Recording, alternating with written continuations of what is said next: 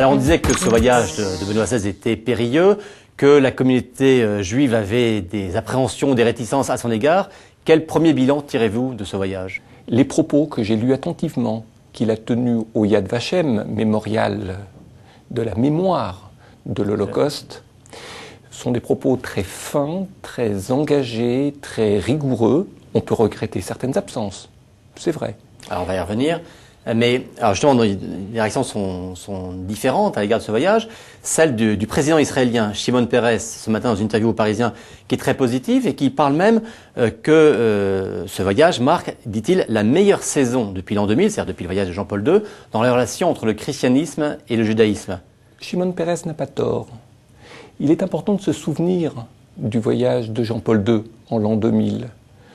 On a tendance à le mythifier après coup parce qu'il a opéré des gestes symboliques très forts. Mais pour ce qui concerne le Yad Vashem, où l'on a reproché à Benoît XVI de ne pas s'être occupé du problème de Pie XII et du silence de Pie XII pendant la Shoah pour le commenter. Il faut rappeler Jean-Paul II non plus. Que Jean-Paul II n'avait pas prononcé le nom de Pie XII. Ce qui est vrai, c'est qu'il y a des mots qui ont manqué dans le discours de Benoît XVI au Yad Vashem.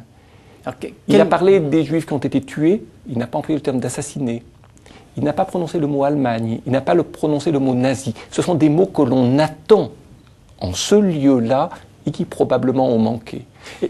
Mais est-ce que on ne cherche pas un peu des poux dans la tête? Est-ce que, parce oui. Il a prononcé, vous l'avez dit vous-même, des mots qui sont quand même très forts, très engageants. Ça ne changera rien en relation judéo-chrétienne. Et il n'y a eu, à mon sens, aucune faute majeure, sinon les silences que j'ai mentionnés, qui étaient de toute manière prévisibles.